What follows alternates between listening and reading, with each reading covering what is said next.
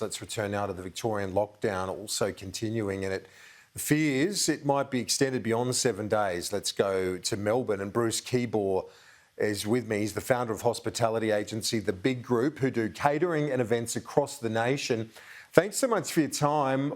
First of all, Bruce, tell me what's been the impact of this latest, the fourth lockdown in Melbourne? Oh, look, it's tough. The first part of it is, of course, the emotional turmoil, which, seems to be getting forgotten by so many people. But, last weekend, lots of brides were getting married and celebrations of life that we had for clients this week. Corporate customers, flying in and out, starting to regain confidence in Melbourne and Victoria in order to host events. And, the mental health fatigue for the employees is just beyond belief. So that's sort of where it starts. And then it moves into issues for supply chain and landlords, and of course, a wealth of issues for small business owners with regards to paying their full-time staff. And then, of course, on the other end of the spectrum, the casual workforce of Victoria, who currently will not be paid this week and therefore will be put at a massive disadvantage.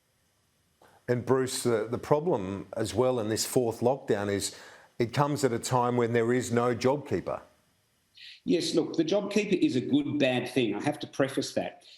We have a massive industry within the hospitality sector where we've had a skill shift and now a skill shortage. So it provided a certain apathy in the middle. It didn't not support businesses like mine to survive, but there is a certain point where we can't and we don't want handouts. What we need to do is get to a point where we've actually got a system where we don't have to default to lockdown in Victoria because we actually have faith in the system that's going on. And I think the current issue and the issues that the contact tracers have with the COVID check-in that only got standardised in Victoria last week, these are fundamental flaws that keep leading to the impact to businesses like mine who are writing the check and, really paying the cost of this.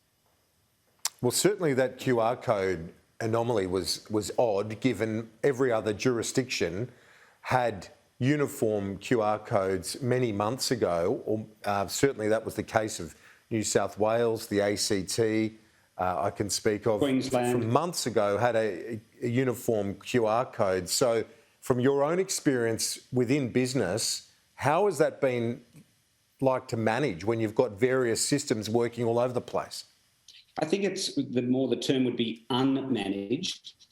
I've recently been in Queensland, and every venue that we checked in, from the airport to the butcher, the baker, the candlestick maker, same app, easy situation, you just kept clicking away. So there's an ability for a customer to feel, happy to fall into the system because it's not arduous, you're not starting again. However, in Victoria, it wasn't mandated that we needed the one government-based app. So we had multiple venues, multiple industries, multiple providers, all using separate apps. So there's a complacency that grew with the Victorian citizens because every time you'd have to put in new information. That's one part of the issue. The other is you cannot tell me that the contact tracers can actually gather that big data into one sector when required due to lockdown. So it puts us to a massive disadvantage to the other states. And obviously the easy example is New South Wales. And that's a problem because business is paying for this inept management of the most simple details that really support this war against COVID. Well, Bruce, along with you, of course, Victorians across the board, we await to hear what the lockdown decision will be beyond Thursday. But at least at this point, the contact tracers and the authorities look like they have a handle on this. So we hope, I agree with for you. so many different reasons, that can lift later in the week. Yeah, look, let's hope. The numbers for the results for the amount of people being tested, etc., are looking good. The vaccination rates are going up, for those who are pro or not.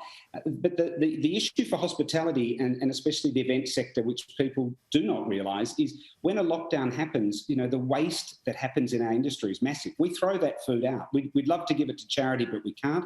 We give it away to those less fortunate where we can.